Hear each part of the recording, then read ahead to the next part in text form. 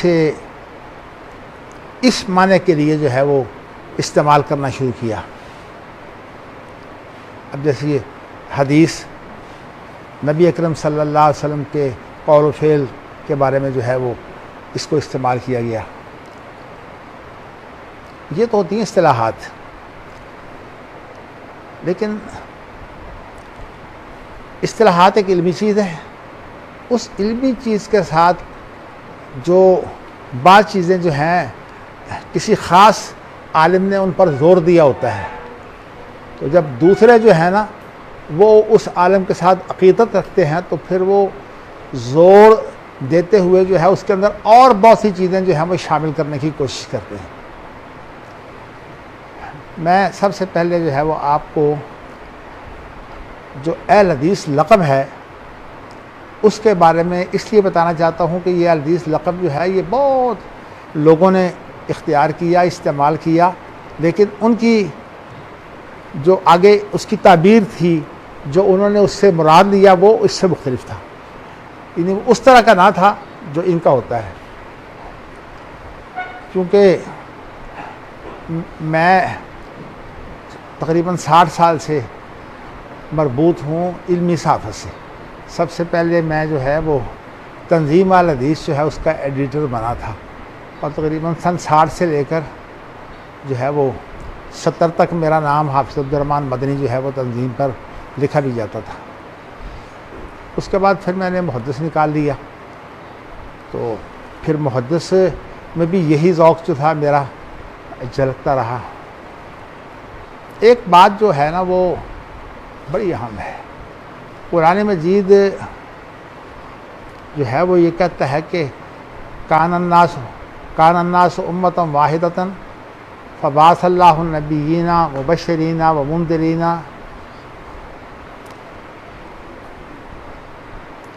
ہاں جی پڑھیں ذرا آگے. مبشرین ومنذرین وانزل معہم الکتاب لیحکم بین الناس فیما اختلفوا فیہ وما اختلف فیہ الا الذین اوتوہ من بعد ما جاءتہم العلم بغیا بینہم. ایک ہوتا ہے علم اور دوسری ہوتی ہے لوگوں کی جذباتی وابستگی. علمی اعتبار سے تو ایک اصطلاح جو ہے وہ کسی مخصوص معنی میں اس کا استعمال شروع ہوتا ہے، لیکن جو یہ جذباتی فضا ہوتی ہے نا دھڑوں کی صورت میں، اس کے اندر اصل میں دوسرے سے جو ہوتا ہے نا اس کو آسان الفاظ میں تو کہیں گے جو تناؤ ہوتا ہے، اور ذرا مشکل الفاظ میں یہ کہیں گے جو تعصب ہوتا ہے. یہ تعصب جو ہے پھر انسان کو اس طرف کھینچتا ہے کہ وہ اس نام کے نیچے ہر چیز لے آئے، اچھی ہر چیز لے آئے اور کہے کہ یہ نام جو ہے یہ کل ہے. کیونکہ اہل حدیث کے ہاں یہ چیز بہت اہم پائی جاتی ہے. ان کی کوشش یہ ہے کہ اہل حدیث نام جو ہے وہ ایسا ہو کہ نبی اکرم صلی اللہ علیہ وسلم بھی اہل حدیث تھے، صحابہ بھی اہل حدیث تھے، اور اس کے بعد جتنے اہل حدیث تھے وہ سب تو ٹھیک ہیں اور باقی جو ہے وہ سب غلط ہے. یہ اصل میں بغیم بینہم کی شکل ہے، یعنی عقیدت، جوش. اصطلاح کے بارے میں ایک بات بڑی واضح ہے، وہ یہ ہے کہ اصطلاح جب استعمال کی جاتی ہے تو اس وقت ایک مخصوص اس کا پس منظر ہوتا ہے، اس کے مخصوص مقاصد ہوتے ہیں، اور اس کے اندر چند ایک چیزیں جو ہیں وہ بنیادی حیثیت رکھتی ہیں.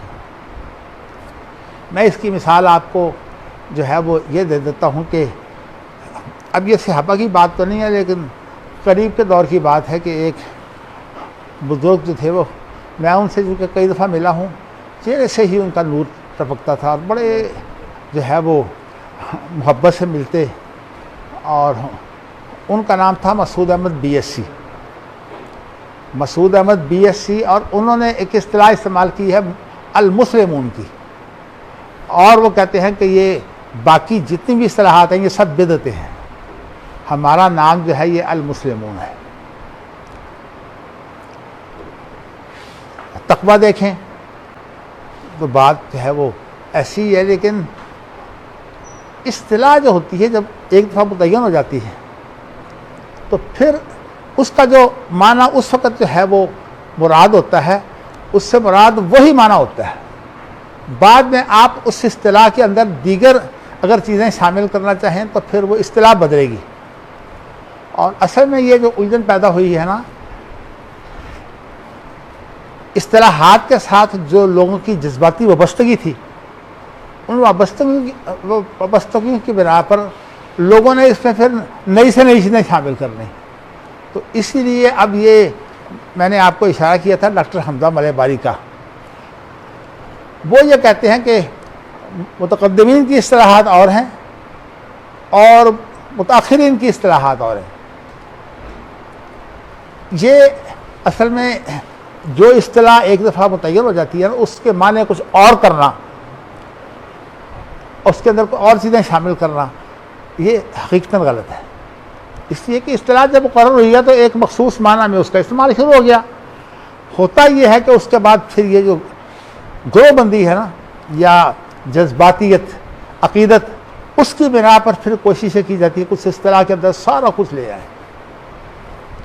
تو میں نے آپ کو یہ مثال اسی لیے دی ہے کہ اب ان کو مغالطہ کیا لگا ہے، چونکہ وہ بڑے کٹر حنفی تھے پہلے، بعد میں اللہ نے ان کو جو ہے وہ تقلید کے خلاف جو ہے وہ ان کا ذہن بن گیا، اور ان کی کتابیں ماشاءاللہ بڑی شاندار ہیں۔ تقلید کے بارے میں جو ان کی کتاب ہے بہت شاندار ہے، تقلید کے رد کے بارے میں، ان کی تلاش حق، یہ انہی کی کتاب ہے۔ یہاں میں مغالطہ ذرا تھوڑا سا دور کر دوں، ایک ہے مسعود احمد BSc اور ایک ہیں ڈاکٹر مسعود الدین عثمانی۔ تو یہ بھی ہماری ماضی قریب کے اندر ایک شخصیت ہوئی ہے ڈاکٹر مسعود الدین عثمانی۔ کل میں نے جن کا ذکر کیا تھا نا کہ وہ ہمارے پاس 4 مہینے رہے، اور اس کے بعد پھر یہ ہے کہ میرے بڑے بھائی حافظ عبداللہ حسین اور حافظ سعید جو ہیں یہ ان کے ساتھ عقیدت مند ہو گئے، اور پھر ان کے ساتھ جو ہے وہ پنجاب میں بھی جو ہے وہ حزب اللہ قائم کرنے کی کوشش کی، اور جو جامعہ اپنا یہ جو ہے نا وفاق المدارس عربیہ، اس سے انہوں نے سند دی ہوئی تھی، اور وہ بھی بڑے سخت مزاج کے تھے۔ اور دیکھیے جب وہ جائزے پر آئے تو انہوں نے پھر بعد میں جب کتابیں لکھی تو اس کے اندر میں نے آپ کو بتایا تھا کہ ابن تیمیہ اور احمد بن حنبل اور بخاری کو بھی جو ہے وہ مشرک بنا دیا۔ تو میرا کہنے کا مقصد یہ ہے کہ اب یہ ٹھیک ہے کہ دوسری طرف ایسے علماء ہوتے ہیں جو ان کے پیچھے پڑ جاتے ہیں۔ اب مسعود الدین عثمانی کے بارے میں جو ہے وہ حافظ عبداللہ بہاولپوری نے بہت کام کیا ہے، لیکن یہ اصل میں بات یہ ہے کہ اصطلاحات جو بگڑتی ہے نا، اس اعتبار سے تو کام کرنے کی ضرورت ہے، لیکن جب کام کیا جاتا ہے تو اس کے بعد پھر جو رد کرنے والا ہے وہ ایک دوسری انتہا پر پہنچتا ہے۔ تو حافظ عبداللہ بہاولپوری کہتے تھے کہ بھئی حق صرف ایک ہی ہے، اور وہ اہل حدیث، فماذا بعد الحق الا الضلال، اور حق کے بعد جو ہے وہ گمراہی رہ جاتی ہے، باقی کچھ بھی نہیں رہتا۔ تو اب یہ جو ہے وہ ایک حق متعین کر کے کہنا کہ یہی سب کچھ ہے، اصل بات یہ ہے کہ ان معاملات کے اندر عام جو لوگ ہوتے ہیں وہ تو جذباتی ہوتے ہیں، اور جو دوسرے لوگ ہوتے ہیں نا وہ پھر جو ہے وہ جیسے میں نے آپ کو نا دڑے بندی یا کسی کے ساتھ خاص عقیدت، اس عقیدت کی بنا پر پھر وہ ان کی طرح ان کے بارے میں بڑے جذباتی ہو جاتے ہیں۔ اور اہل حدیث کے بارے میں گفتگو کرنے اس لیے بڑی مشکل ہے کہ جو اہل حدیث ہیں وہ بڑے جذباتی ہیں اس معاملے میں، خاص طور پر گجرانوالہ میں اور فیصل آباد میں تو دیر نہیں لگتی، کوئی آدمی تھوڑی سی اصطلاح بدلنے کی کوشش کرے فوراً کہیں گے یہ تو حدیث نہیں ہے، اتنی جذباتی وابستگی ہے۔ اور جو مضمون اس طرح کا لکھا جاتا ہے جس میں کہ اللہ کے رسول بھی جو ہے وہ اہل حدیث ہیں اور باقی جو صحابہ ہیں وہ بھی اہل حدیث ہیں، پھر اس طرح کے مضمونوں کو بڑا پسند کیا جاتا ہے۔ ہمارے ہاں جو ہے وہ الاعتصام، ہفتہ الاعتصام، اس کا زیادہ رجحان جو ہے یہ اہل حدیث کی ماضی ہے، تو اس لیے وہ ایسے مضمونوں کو بڑا پسند کرتے ہیں۔ یہ مضمون جو ہے یہ ایک تنزیل صدیقی ہیں، جی رسالہ بھی نکالتے ہیں اور لکھاری بھی بہت ہیں، اور ان کا تعلق جو ہے وہ مولانا شمس الحق ڈیانوی کے خاندان سے ہے۔ مولانا شمس الحق ڈیانوی جو ہے یہ سید صاحب کے بہت بڑے شاگردوں میں سے ہیں، اور اس کے ساتھ ساتھ جو ہے نا ان کا جو تھا وہ یعنی یہ جو ہے نا غایت المقصود ابو داود کی شرح وہ انہوں نے کی ہے۔ غایت المقصود تو پوری نہیں ملتی، لیکن یہ ہے کہ پھر انہوں نے ایک شرح اور لکھی اور المعبود، تو ان کے ساتھ جو ہے ان کے بھائی تھے۔ ہاں جی، یہ تو شمس الحق عظیم آبادی تو ہے نا، ایک اور ہیں شرف الحق۔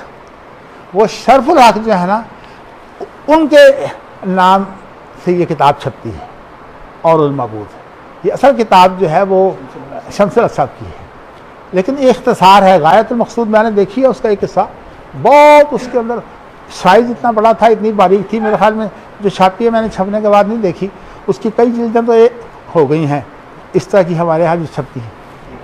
تو آج اگر وہ ساری کتاب مل جائے، مولانا عطا اللہ حنیف صاحب نے بہت کوشش کی کہ کتاب مجھے ساری مل جائے تو میں شائع کر لوں، تو میں بتانا ہی چاہتا ہوں کہ ان کا زیادہ رجحان جو ہے وہ ہوتا ہے اہل حدیث کے ماضی کی طرف۔ تو مولانا عطا اللہ حنیف صاحب رحمۃ اللہ علیہ، دیکھیے رجحان کے اندر کسی کو جو ہے وہ چھپانے کی ضرورت نہیں ہے، بات کھلی ہونی چاہیے۔ اہل اعتصام کا زیادہ زور ہے ہمارے ماضی کی طرف۔ تو تنزیل صاحب نے جو مضمون لکھا، اس مضمون کے اندر انہوں نے جو ہے وہ ایسی صورت اختیار کی، اصل میں حافظ زبیر صاحب چونکہ لکھتے بہت زیادہ ہیں، تو ان کو سامنے رکھ کر جو ہے انہوں نے جو ہے وہ اہل حدیث کا تجزیہ شروع کر دیا۔ بلکہ حافظ زبیر کے بعد اس مضمون کے بعد ایک اور رسالہ نکلا ہے، آپ نے شاید دیکھا نہیں، اس کا نام ہے الفوظ۔ الفوظ کے اندر جو ہے وہ حافظ زبیر صاحب کے اوپر 5-6 قسطیں آئی ہیں اس بارے میں۔ تو چونکہ حافظ زبیر صاحب جو ہے وہ خود اگرچہ خاندان ان کا کوئی دیندار نہیں تھا، لیکن پکے حنفی تھے، اور اس کے بعد پھر وہ ڈاکٹر اسرار صاحب کے حلقے میں شامل ہو گئے، تو ان کے اندر کچھ بہتری آئی۔ پھر اس کے بعد وہ ہمارے جامعہ میں پڑھے تو اور بہتری آ گئی۔ اب عمل کے میدان میں آئے ہیں تو ان کے لیے مشکل یہ پیدا ہو گئی ہے کہ اب وہ کیا کریں، کیونکہ ہر آدمی اپنی اٹھان کے لیے، اپنے کام کے لیے چاہتا ہے کہ میرے ساتھی بنے، میرا وسیع حلقہ بنے۔ اب وہ حلقہ بنانے کے لیے ڈاکٹر اسرار صاحب کا بھی نام لیتے ہیں، ہمارا بھی نام لیتے ہیں، اور یہ ہے کہ وہ تصوف کے میدان میں جب اترے تو احمد جاوید سے متاثر ہو گئے تو ان کا بھی نام لیتے ہیں۔ بلکہ ایک انہوں نے، وہ زیادہ آتے ہیں اس پر سوشل میڈیا پر، تو ایک میں نے ان کا دیکھا سوشل میڈیا پر، کہنے لگے کہ جب میرے اوپر علم جو ہے وہ سوار ہوتا ہے تو اس وقت میں حافظ عبدالرحمن مدنی کے ساتھ وابستہ ہوتا ہوں، اور جب میرے ساتھ تحریکی کام ہوتا ہے تو اس وقت میں ڈاکٹر اسرار احمد صاحب کے ساتھ وابستہ ہوتا ہوں، اور جب میں انسان کی نفس کی پاکیزگی کے بارے میں جو ہے گفتگو کرتا ہوں تو اس وقت میرا تعلق جو ہے وہ احمد جاوید سے ہو جاتا ہے۔ تو اس طرح سے اب وہ جمع کرنے کی کوشش کرتے ہیں۔ اچھا، اب ان کا جو جواب ہے نا، وہ ویسے آپ کو تو پڑھنا چاہیے، لیکن اللہ کا شکر ہے چونکہ یہ جو ہے نا صحافت کی وجہ سے جو تبادلے میں پرچے آتے ہیں نا، پھر انسان کی نظر بہت وسیع ہو جاتی ہے۔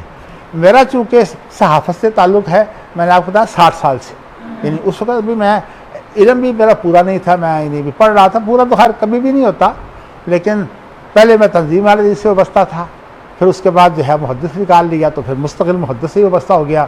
تو اس طرح جو ہے وہ محدث ماشاءاللہ اب تک نہیں کر رہا ہے، بلکہ محدث کی جو ہے وہ اگر ہم نے کوئی جوبلی بنانی ہوتی تو اس کی تو وہ جو ہے نا جوبلی جسے گولڈ جوبلی کہتے ہیں، وہ ہمیں منانی چاہیے، اس لیے کہ اس کو اپنی جلدوں کے اعتبار سے اس کی 50 جلدیں ہو گئی ہیں۔ تو ویسے چونکہ عربی نام ہم استعمال کرتے رہے ہیں، اس لیے یعنی ابھی محدث کو 50 سال پورے نہیں ہوئے، مگر میں بتانا آپ کو چاہتا ہوں کہ اس وقت آپ سے میں یہ امید رکھوں کہ آپ جو ہے نا وہ اہل حدیث سے اپنا قلبی وابستگی اور جذبہ جو ہے وہ چھوڑ دیں، چھوڑ کر آزاد آنا سنیں، تو آپ کے لیے بڑا مشکل ہوگا.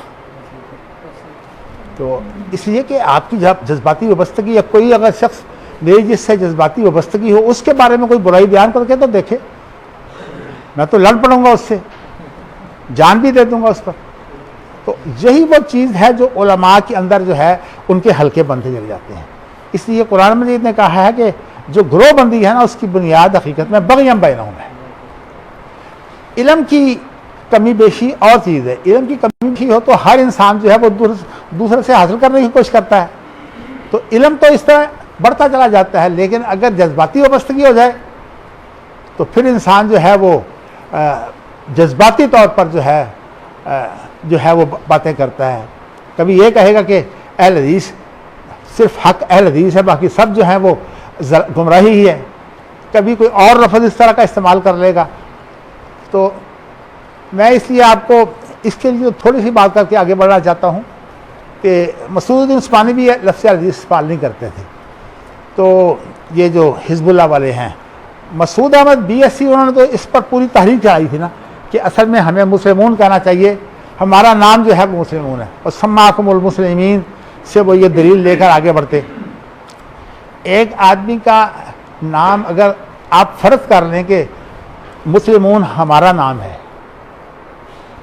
تو ایک تو آپ یہ سمجھ لیجئے کہ مسلمون کا لفظ جو ہے نا یہ سابقہ انبیاء نے بھی استعمال کیا ہے. جی قرآن مجید میں سابقہ انبیاء نے المسلمون کا لفظ استعمال کیا ہے. وَأَنَا أَوَّلُ الْمُسْلِمِينَ وَأَنَا أَوَّلُ الْمُؤْمِنِينَ. اسی طرح جو ہے وہ اس وقت جو ہے وہ میں ان کی گنتی نہیں آپ کے سامنے رکھنا چاہتا.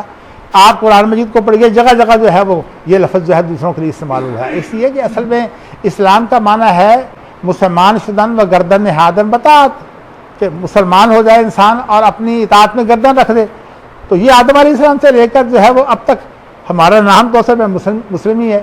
اور ابراہیم علیہ السلام نے اگر اس کی تفسیر یہ کی جائے ہوا سماکم المسلمین، تو ابراہیم علیہ السلام نے بھی جو ہے وہ ہمارا نام مسلمان رکھا ہے. تو اسی لیے اذ قال له ربه اسلم قال اسلمت لرب العالمین. تو یہ جو ہے یہ حضرت ابراہیم علیہ السلام کی ہی بات ہے. تو اصل میں بات یہ ہے کہ ناموں کے اندر یہ جو وصف کا اعتبار ہوتا ہے نا، اس کی حالتوں کا اعتبار ہوتا ہے، وہ پھر انسان جو ہے اس میں پڑ جاتا ہے. تو اب اس لیے جو بڑے بڑے نام مشہور ہو گئے ہیں، کوئی سخاوت میں مشہور ہو گیا، کوئی پہلوانی میں مشہور ہو گیا، کوئی جو ہے وہ حکمرانی میں اس نے بہت بڑی اہمیت حاصل کر لی. مختلف فنون کے اندر جو لوگ اہمیت حاصل کر جاتے ہیں، پھر اس کے بعد جو ہے ان کا نام جو ہے وہ اس کے اندر اختصاص لوگ پیدا کر کے یہ کوشش کرتے ہیں کہ اب وصف کا بھی اعتبار کریں. یعنی مطلب یہ ہے کہ جو لفظ ہم نے اس کے لیے استعمال کیا ہے اس کا وصف کے اسی وصف کی اس کے اندر جو ہے وہ ثبوت پیش کریں. اور یہ جو چیز ہے نا اصل میں یہ بعد کے تکلفات ہیں. تو اس لیے بڑا اہم مسئلہ جو ہے نا وہ اس وقت میں نے کل بھی آپ کو بتایا تھا کہ یہ جو اصطلاحات کے اندر نئے معنی شامل ہو جاتے ہیں نا ہماری عقیدت سے، جذباتی سوچ سے، تو اصل میں یہ جو مسئلہ ہے یہ ہمارے لیے بہت اہم ہوتا ہے. اس لیے وہ جو میں نے آپ کو اشارہ کیا تھا ڈاکٹر حمزہ ملک باری کے بارے میں اور شیخ البانی صاحب کے بارے میں، کہ ڈاکٹر حمزہ ملک باری جو ہیں وہ شیخ البانی صاحب سے جو ہے ان کا اختلاف ہے اس بارے میں. تو اصل میں اس کے اندر یہی بات ہے کہ اصطلاحات ہوتی کچھ ہے اور پھر آہستہ آہستہ ان کے اندر دیگر معنی شامل ہو کر جو ہے وہی اصطلاحات جو ہیں اس کے اندر جو ہے وہ شامل کر لی جاتی ہیں. اور اس کے اندر جو مارکے کا کام کیا ہے نا وہ اصل میں کیا ہے جاوید غامدی نے. اس نے ہر اصطلاح جو ہے وہ نہیں گڑھی ہے، اور ہر اصطلاح نئی گھڑ کر جو ہے اس نے پھر جو ہے اس کے مطابق، مثلا وہ یہ کہتا ہے کہ سنت اصل میں روایت سے ہوتی نہیں، اس کی روایت کوئی نہیں ہوتی سنت کی. تو اس لیے سنت جو ہے وہ صرف ایک عمل ہے، ایک سیرت و کردار ہے جو اللہ کے رسول کا تھا، اور اس کے بعد پھر یہ صحابہ میں تھا، پھر اس کے بعد تابعین میں تھا، چلتے چلتے آج بھی جو مسلمانوں کے ہاں جو ہے وہ ایسے مسائل ہیں جو ہم کہہ سکتے ہیں کہ اللہ کے رسول کا طریقہ ہے، تو وہ اس کو سنت ہی کہیں گے. یعنی سنت سے اس نے جو ہے وہ تعامل بنا دے دیا ہے مسلمانوں کا. اب اس کے اندر تعامل میں جو تبدیلیاں آتی ہیں وہ اس کے لیے مشکل پیدا کر رہی ہیں. تو اس لیے اس نے باہر سے تو اپنی اصطلاح کو جو ہے وہ اصطلاحات کو بنانے کے لیے بڑی اس نے محنت کی. اس کی جتنی کتابیں ہیں نا، آدمی بہت ذہین ہے، بلا کا ذہین ہے، تو وہ یہ کام جو ہے وہ کرتا رہتا ہے. تو لیکن یہ ہے کہ اس کو خود بھی بدلنا پڑتا ہے. اس لیے ایک کتاب اٹھاؤ تو اس میں کچھ چیز اور ہوگی، دوسری کتاب اٹھاؤ تو اس میں ایک چیز اور ہوگی. یعنی اصطلاحات وہ خود بدلتا رہتا ہے. اور اسی لیے اس نے ایک لفظ کہا ہے میرے نزدیک سنت یہ ہے. یہ لفظ بڑا استعمال کرتا ہے، میرے نزدیک سنت یہ ہے. بھائی سنت کا لفظ جو ہے یہ آپ نے پہلی دفعہ استعمال نہیں کیا ہے، یہ تو اللہ کے رسول صلی اللہ علیہ وسلم کے زمانہ سے سنت کا لفظ چلا آتا ہے. اور میرے نزدیک مراد یہ آپ کون ہوتے ہیں کسی دین کے اندر میرے نزدیک؟ تو اس لیے یہ بات جو ہے، اسی لیے جو ہمارے ہاں ذہین لوگ ہیں انہوں نے اس کا جب رد کیا تو کہا کہ اصل میں یہ فتنہ جو ہے وہ اصطلاحات کا ہے. لیکن اصطلاحات ان کا طریقہ کار ہے. ویسے یہ فتنہ جو ہے وہ اصل میں اس بات کا ہے کہ دنیا کے اندر جن لوگوں کی سیاسی بالادستی ہے ان کو جو ہے وہ مطمئن کیا جائے. اس لیے اس کو جو ہے بہت بڑا فنڈ جو ہے وہ باہر سے آتا ہے. آپ کو پتہ ہے کہ امریکہ اور اس طرح کی جو اور بڑے بڑے لوگ ہیں وہ ایسے لوگوں کو فنڈ دیتے ہیں تاکہ یہ لوگ زیادہ سے زیادہ لوگوں میں انتشار ذہنی پیدا کریں. اور جب انتشار ذہنی پیدا ہوگا تو اس کے بعد پھر جو ہے آسان ہو جائے گا ان لوگوں کو گمراہ کرنا. تو میں اب آپ کو بتاتا ہوں نا کہ آپ حیران ہوں گے کہ اس شخص کے اثرات کتنے بڑے ہیں. میں اب واقعات سنانے لگوں تو بات لمبی ہو جائے گی. میرے سامنے تو واقعات ہیں اس کے بارے میں. یہ ہمارے ہاں جو ہے وہ ایک وزیر مذہبی امور رہے ہیں بہت عرصہ، ان کا نام ہے راجہ ظفر الحق. میں اس لیے ان کی مثال دیتا ہوں، یہ میرے سامنے واقعہ ہوا ہے کہ وہ تقریر کر رہے تھے، ظاہر ہے کہ مذہبی امور کے وزیر تھے اور ان کی صدارت تھی. تو جاوید غامدی بھی بیٹھے ہوئے تھے سامعین میں. یہ قائد اعظم لائبریری کے اندر کا واقعہ ہے، میں بھی وہاں موجود تھا. تو جاوید غامدی کی اس نے تعریف شروع کی تو اس نے کہا کہ ایسے علماء کی ضرورت ہے. اب میں تو چونکہ اس کو جانتا تھا، اس کا ناقد تھا، تو اس لیے جو ہے وہ اتنی تعریف کی. پھر میں نے دیکھا کہ جتنے بیچارے کم علم لوگ ہیں اور جو چاہتے ہیں کہ مسلمانوں کے اندر جو ہے گروہ بندی نہ پیدا ہو اور ساتھ یہ بھی چاہتے ہیں کہ اس اسلام کو جو ہے جدید دنیا کے سامنے پیش کیا جائے، وہ تقریباً جو ہے وہ اس کے ساتھ وابستہ ہو جاتے ہیں. آپ حیران ہوں گے، اچھے اچھے آدمی. اب آپ نے سنا ہوگا ایک ہفتہ روزہ تکبیر، صلاح الدین اس کے ایڈیٹر ہیں، شہید ہو گئے تھے. تو وہ بھی بڑے عقیدت مند تھے. اور اسی طرح یہ جو الطاف حسن قریشی ہیں اور مجیب الرحمان شامی ہیں، یہ بڑے بڑے مسلمان صحافی ہیں، یہ ان کے بڑے عقیدت مند ہیں. میرے تعلقات بہت اچھے تھے مجیب الرحمان شامی سے، لیکن میں نے جاوید غامدی کے رد کے لیے 61 جو ہے وہ بابر بلاک جو ہمارا ادارہ ہے اس کے اندر میں نے لیکچر دیے. تو جو اشتہار ہم نے چھاپے تھے اس کے لیے، وہ اشتہار جو تھے وہ ہم نے کہا تھا کہ استخفاف حدیث کا فتنہ، استخفاف حدیث کا فتنہ. تو انہوں نے بڑا ناپسند کیا اشتہار کو. اور اس طرح اب جو لوگ اس کے ساتھ وابستہ ہیں وہ ان سے خاص طور پر جو ہے وہ میرے بارے میں وہ بہت زیادہ جو ہے وہ بغض رکھتے ہیں. اب اسلامی یونیورسٹی کے اندر شاید میں ایسا آدمی ہوں جس کے ساتھ انہیں بہت بغض ہے، کیونکہ میں جاوید غامدی جو ہے نا اس کا ناقد ہوں. ایک واقعہ بتا دیتا ہوں کہ ایک دفعہ انچارج تھا جو وہاں بین الاقوامی کانفرنس کا، تو میں نے اس سے بات کی. اب تو خیر ریٹائر ہو گئے ہوئے ہیں، لیکن خیر یونیورسٹی میں آپ بھی پڑھاتے ہیں، تو اصول فقہ وغیرہ کے بھی بڑے ماہر ہیں، انہوں نے اس پر بڑا کام کیا ہے. تو میں چونکہ وہاں تھا تو انہوں نے جاوید غامدی کو جو ہے وہ عام جو ہوتے ہیں نا، کسی نے مقالہ لکھا ہو تو اس کے لیے 5-7 منٹ 10 منٹ اسے دے دیتے ہیں کہ تم مقالے کی موٹی موٹی چیزیں بیان کر لو. لیکن جاوید غامدی کو انہوں نے مغرب سے لے کر عشاء تک ٹائم دیا کہ یہ پورا جو کچھ کہنا چاہتے ہیں کہیں. تو اب یہ جب انہوں نے ٹائم دیا تو میں نے جو ہے وہ مجھے تو وہی ٹائم ملا مقالہ لکھنے کے بعد جو 10 منٹ کا ہوتا ہے، میں تو اس سے پہلے بیان کر چکا تھا. تو میں نے جو اس کے انچارج تھے انہیں کہا کہ یہ بات یہ ہے کہ جاوید غامدی جو ہے وہ ایسے ہیں. آپ نے کیا کام کیا کہ اس کو یہاں جو ہے وہ اتنا بڑا ٹائم دیا ہے؟ تو بڑے غصے میں کہتے ہیں کہ آپ چھوڑیے، مجھے پتا ہے سب کچھ. کہنے کا مقصد یہ ہے کہ یہ اب بات جو ہے وہ ہمارے لیے ایک بہت بڑا مسئلہ بن گیا ہے کہ ہم ان کی تردید کریں تو بڑے بڑے لوگ کھڑے ہو جاتے ہیں اور وہ نالاں ہو جاتے ہیں ہم سے. تو مگر خیر، لا یخافون فی اللہ لومۃ لائم کے تحت ہمیں تو وہی کام کرنا ہی کرنا ہے.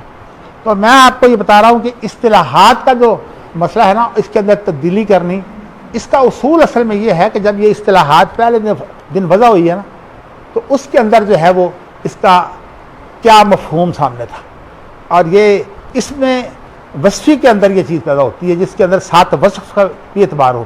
ورنہ جو نام ہوتا ہے نا علم، اس کے اندر وصف نہیں آتا. وصف کا اگر اعتبار کریں گے تو یہ شاذ ہوگا. کافیہ نے عبارت لکھی ہے کہ حاتم سے مراد اگر آپ سخی شخص مراد لیں گے تو پھر یہ اس میں وصف ہوگا، یہ علم نہیں ہوگا. چلیے میں آپ کو یہ جاوید احمد غامدی کے بارے میں آپ نے اس کا بات کی. جاوید احمد غامدی کے بارے میں پہلی بات تو آپ نے وہ کہی کہ مجلس میں جب یہاں موجود تھے اور راجہ ظفر الحق نے اس کی بڑی تعریف کی جاوید احمد غامدی کی کہ اسلام کو ایسے علماء لوگ. پہلی بات تو یہ کہ راجہ ظفر الحق تو ویسے ہی بے دین صاحب ہیں، اس کی بات کی تو جلدی نہ کریں. اس وقت جو تقسیم ہے نا ہمارے پورے معاشرے میں، جو اسلام کی طرف مائل ہیں اور اسلامی جذبہ بھی رکھتے ہیں، یہ چند ایک لوگ ان کے ساتھ ان میں مشہور ہیں. راجہ ظفر الحق، صلاح الدین تکبیر والے، اس طرح الطاف حسن قریشی، مجیب الرحمان شامی، یہ اس دڑے میں نہیں ہے جو اسلام کے مخالف ہے، یہ اسلام کے حامی دڑا ہے. اس لیے آپ کا تو بتا رہا تھوڑا ہے نا، اس لیے میں نے تو الحمدللہ ان لوگوں کے اندر جو ہے، آپ حیران ہو گئے کہ جاوید غامدی سے میرا تعلق جو ہے وہ سب سے پہلے پیدا ہوا تھا. اور میں غالباً سن 72 کی بات ہے جب سے میرا اس کے ساتھ تعلق قائم ہوا، اور پھر اس کے بعد جو ہے وہ ہم اکٹھے رہے بہت عرصہ. اور انہوں نے پھر ایک تحریک اسلامی تنظیم بنائی تھی. میں تو خیر اس کے ساتھ حامی نہیں تھا، لیکن انہوں نے یہ کوشش کی کہ اس تحریک اسلامی کا امیر مجھے بنا دیں اور اس طرح جو ہے وہ کام کو آگے بڑھائیں. ان کا مطلب یہ تھا کہ اس کا ایک حلقہ ہے اور اس حلقے سے ہم فائدہ اٹھائیں گے. بات لمبی ہو جائے گی. اصل میں اس وقت مقصود جو ہے نا میرا صرف اصطلاحات کے معانی کو جو ہے نا وہ اجاگر کرنا ہے. تو اس لیے اب کچھ لوگ تو ادھر آ گئے ہیں کہ متاخرین کی اصطلاح ہی اور ہوتی ہے. میرا ذہن ہے کہ نہیں، ایسے نہیں ہوتا. اصل میں ایک اصطلاح جب اچھے نام میں جو ہے وہ ہوتی ہے نا، تو لوگ اس کو اختیار کر کے پھر کوشش کرتے ہیں کہ ہر وہ چیز جو اصطلاح کی مخصوص چیزوں سے باہر کی ہوتی ہے وہ بھی اس میں شامل کر دیں. اور خاص طور پر اس میں اہل حدیث نام جو ہے، اس مضمون کو جو میں نے ابھی بتایا ہے تنزیل صدیقی کا جو مضمون ہے، اس کو جب میں نے سامنے پڑھا تو اس کے اوپر ادارتی نوٹ تھا. تو انہوں نے باقاعدہ جو ہے وہ ذکر کیا کہ اس طرح ایک آواز اٹھ رہی ہے اہل حدیث کے بارے میں کہ اہل حدیث جو ہے یہ ایک مخصوص ذہن ہے. تو انہوں نے اس کی بڑی زبردست تردید کی کہ نہیں، اللہ کے رسول سے لے کر اب تک ہے ہی اہل حدیث. تو حالانکہ جو اجتہادات ہیں، اجتہادی اختلافات ہیں، یہ اور چیز ہے. تو میں آپ کو بتانا ہی چاہتا ہوں کہ یہ ضروری تو نہیں ہے کہ ہر آدمی اتنا غیر جذباتی ہو جائے. میں نے بات وقت اپنی تربیت اس طرح سے کی ہے کہ میں بہت غیر جذباتی ہو کر بات سنتا ہوں، لیکن غیر شعوری طور پر تو کوئی آدمی نہیں کہہ سکتا کہ میں جو ہوں وہ بالکل جو ہے وہ غیر جذباتی، بہت آزاد ذہن ہے. لیکن اس میں جو سب سے بڑی جو کوتاہی میں سمجھتا ہوں نا، اس پر قابو پانے کی ضرورت ہے کہ انسان اپنے آپ کو معیار حق نہ سمجھے. اصل میں بات یہ ہے کہ کتنی عمدہ ہے امام شافعی کی بات کہ میرا اجتہاد جو ہے یہ میرے نزدیک درست ہے اور دوسروں کے نزدیک میرا اجتہاد جو ہے وہ غلط ہو سکتا ہے، لیکن میرے نزدیک یہی درست ہے. تو اس طرح جو دوسروں کا اجتہاد ہے وہ میرے نزدیک غلط ہے، لیکن اس میں امکان ہے کہ وہی درست ہو. تو اس لیے اجتہاد کے بارے میں جو ہے اجتہاد صحیح اور اجتہاد غیر صحیح یہ دونوں مشہور ہے. اس لیے کوئی شخص یہ دعویٰ نہیں کر سکتا کہ اجتہاد جو ہے وہ اتنا زیادہ جامع ہو سکتا ہے کہ پھر اس کے بعد اس میں ہر نیکی آ جائے اور اس میں معیار بھی موجود ہو. تو اصل میں اہل حدیث جو نام رکھا گیا ہے یہ مخصوص مواقع پر بعض تحریکوں کے پس منظر میں یہ نام آیا ہے. اور تحریکیں جو ہیں وہ اپنا رخ بدلتی ہیں، اور جب وہ تحریکیں جو ہیں رخ بدلتی ہیں تو اس وقت جو ہے وہ آپ تھوڑا سا کھڑا ہو جائیں، بہتر ہے، آپ کی نیند نہیں جو ہے وہ جا رہی۔ تو اب یہ ہے کہ تحریکیں جو ہیں وہ جب آگے بڑھتی ہیں تو پھر اس کے بعد ان کے اندر جو ہے وہ نئے سے نئے مسائل جو ہیں وہ شامل ہوتے جاتے ہیں۔ تو اس لیے تحریکوں کا جائزہ لینا جو ہے یہ بہت مشکل ہوتا ہے، ان کا ارتقاء بڑا ضروری ہے کہ انسان دکھائے کہ یہ ارتقاء ہوا کیسے ہے۔ تو اس لیے میرا ذہن تو ابھی تک یہی ہے کہ ارتقاء جو ہے تحریکوں کا اس کا جائزہ لیتا ہوں، اور میں اللہ کا شکر ہے کہ 3 مہینے کے ہم کورس کرتے رہے ہیں، جس میں زیادہ حافظ سعید نے اور ظفر اقبال نے اور عبدالقدوس سلفی وغیرہ نے تربیت پائی ہے، اور میں انہیں جو ہے وہ تحریکیں پڑھاتا تھا، اس میں یہ چیزیں واضح کیا کرتا تھا کہ تحریکوں کا ارتقاء کیسے ہوتا ہے، پھر ان کے اندر جو دیگر معنی شامل ہوتے ہیں وہ کیسے شامل ہوتے ہیں۔ تو اللہ تعالیٰ مجھے مزید جو ہے وہ اصلاح کی طرف لے آئے۔ میری یہ کوشش یہ ہے کہ میں ایک چیز کا صحیح تعارف کرواؤں، لیکن بات یہ ہے کہ یہ علماء کے لیے ہوتا ہے، عوام تو نہیں اس میں دلچسپی لیتے۔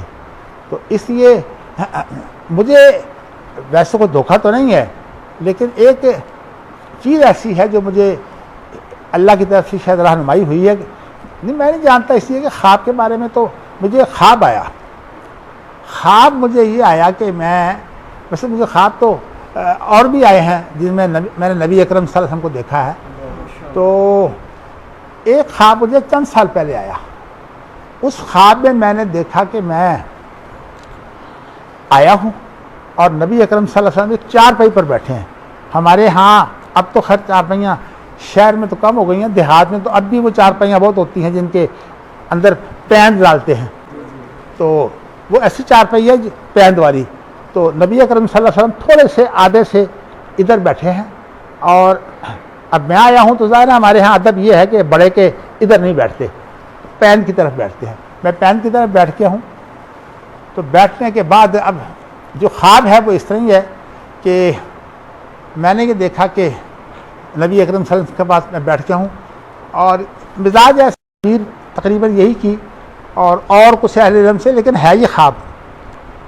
آپ کو بتاؤں خواب کوئی حجت نہیں ہوتا، لیکن اس کے اندر ایک بشارت ہوتی ہے تھوڑی سی انسان کے لیے، لم یبقى من الوحی الا المبشرات۔ تو میں نے جو ہے وہ اس کے اندر جب یہ خواب دیکھا تو خیال یہ کیا کہ اللہ تعالیٰ مجھ سے اللہ کے رسول کا جو دین ہے اس کے عقدے کھلوائیں گے، کیونکہ چابیاں ہوتی ہیں تالا کھولنے کے لیے، اور جن چیزوں پر تالے لگے ہوئے ہیں میں ان چیزوں کو میں کھولوں گا۔ یہ ایک اچھے معنی میں میں نے خواب لیا۔ خواب تو میرا اس طرح کا تھا، باقی میری تعبیر ہے، باقی تعبیر میں غلطی ہو سکتی ہے، نبیوں کے علاوہ کسی کی تعبیر حتمی نہیں ہوتی۔ بلکہ امام بخاری نے باب باندھا ہے کہ یہ جو ہے نا، جن لوگوں کی یہ رائے ہے کہ پہلے جو تعبیر کر دے اس کی تعبیر حتمی ہوتی ہے، کہتے ہیں نہیں، اس کے لیے حق ہونا بھی ضروری ہے کہ وہ تعبیر سچ ہو، بات تنبیہ ہو جائے گی۔ تو اجتہاد اور اجتہاد کی تعبیر جو ہے وہ ہمارا اجتہادی ہوتا ہے، تو اس لیے اس کے بارے میں ہم یہ نہیں کہہ سکتے کہ دوسرے کے لیے حجت ہے وہ، لیکن کم از کم اپنے لیے ایک احساس ہوتا ہے کہ میں نے اس میدان میں کام کر رہا، تو اس وقت سے میں نے کچھ کام اس طرح کا شروع کر دیا ہے جو پہلے میں جو ہے وہ احتیاط میں رہتا تھا۔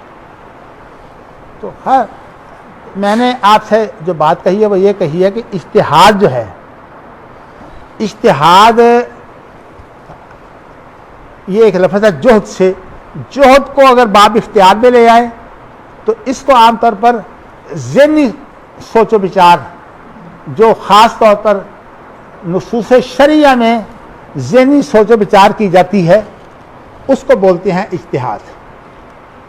نصوص شرعیہ میں ذہنی تگوتاز، اس کو اجتہاد بولتے ہیں۔ اور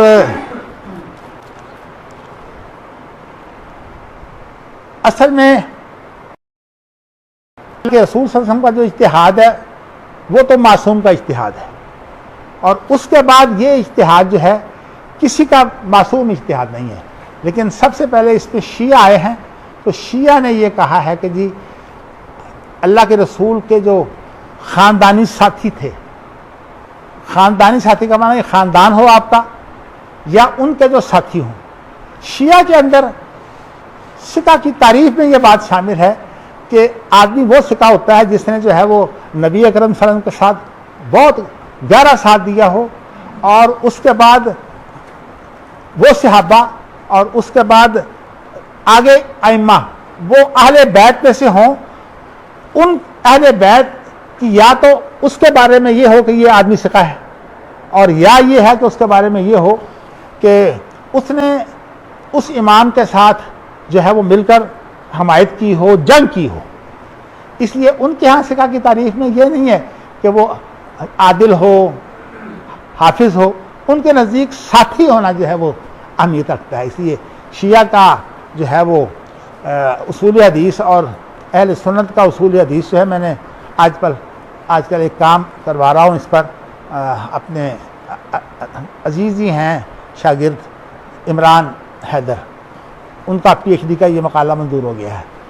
اسے ان کے مقالے کا عنوان تو انہوں نے بدل دیا ہے، لیکن میرے ذہن میں پہلے یہی تھا۔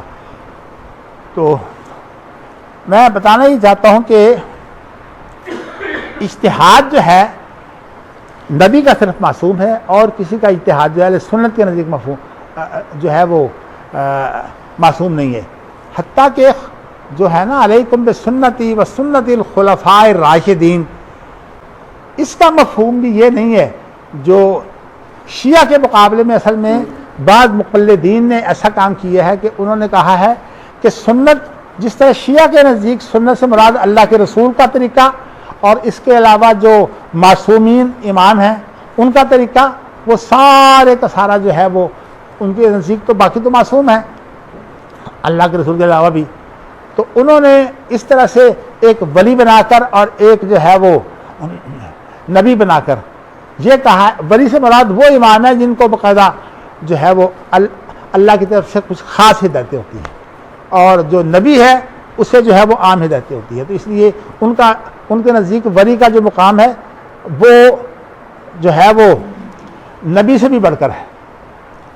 تو خمینی کی کتاب میں یہ جملہ موجود ہے۔ تو میں کہنا یہ چاہتا ہوں کہ اب سنیوں نے جو ہے وہ کیا کام کیا ہے، شیعہ کے بالمقابل انہوں نے کہا جی کہ سنت صرف اللہ کے رسول کی نہیں ہوتی، بلکہ سنت کے اندر جو ہے وہ خلفاء راشدین بھی شامل ہوتے ہیں۔ اچھا، اب الجھن ان کی یہ ہے کہ اگر خلفاء راشدین کو ہم شامل کریں تو یہ سب مانتے ہیں، شیعہ سنی دونوں مانتے ہیں کہ امام مہدی جو ہے وہ خلیفہ راشد ہوں گے۔ تو اب جو ہے وہ خاص طور پر سنیوں کے لیے مشکل پیدا ہو گئی ہے کہ وہ اگر خلفاء راشدین کو شامل کرتے ہیں تو یہ جو امام مہدی ہیں وہ پھر کیا ہے؟ تو اس لیے اس کا معنی تو پھر یہ ہوا کہ ان کے نزدیک جو ہے وہ خلفاء راشدین بھی معصوم ہیں، اور جو ہیں امام مہدی وہ بھی معصوم ہے، اور درمیان میں اور کئی شخصیتیں آئی ہیں، ساروں کے بارے میں تو نہیں ہم کہہ سکتے، لیکن جو مشہور ہوا عمر بن عبدالعزیز کو بھی خلیفہ راشد کہتے ہیں، اور اس طرح بڑے بڑے لوگ ہوئے ہیں دیندار۔ بات ایک بہت بڑا کام کیا ہے صلاح الدین یوسف نے، صلاح الدین ایوبی نے۔ صلاح الدین ایوبی نے جو فلسطین کو فتح کیا تھا، اصل میں صلاح الدین ایوبی کا نام بہت بلند ہو گیا ہے، یہ فاتح فلسطین ہے۔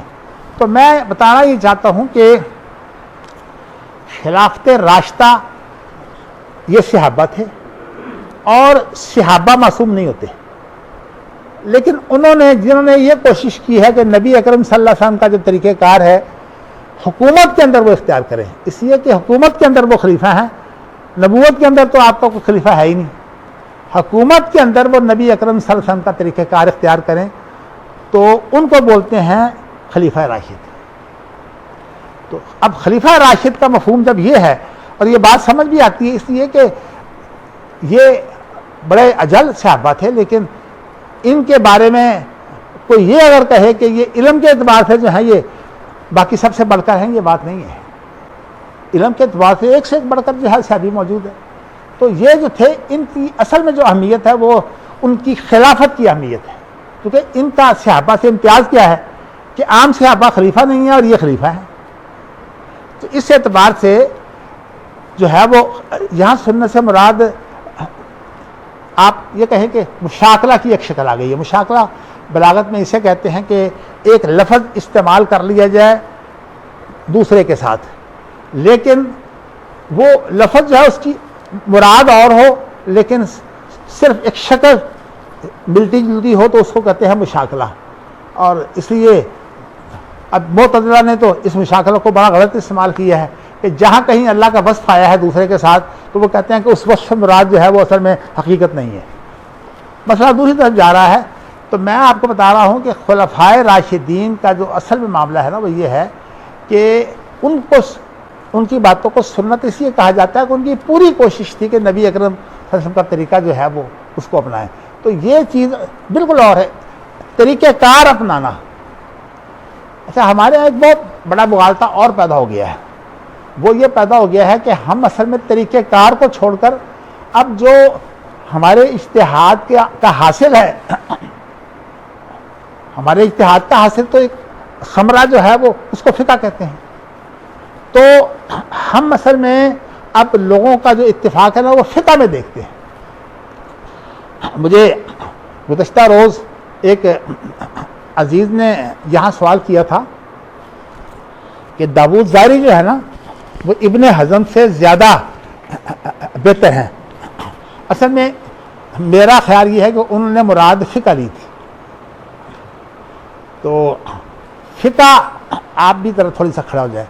بار بار جو ہے نا ان کے کوئی بات نہیں جس طرح وہ کھڑے ہوئے تھے بیٹھ کے ہوئے نا آپ بھی تھوڑا سا کھڑے ہو جائیں بہتر ہوگا نیند مٹانے کے لیے. چلیے جی اب بات جو ہے وہ آپ کے سامنے آ گئی. تو سنت الخلفاء الراشدین سے مراد اصل میں یہ ہے کہ ان کا حکومت کا طریقہ.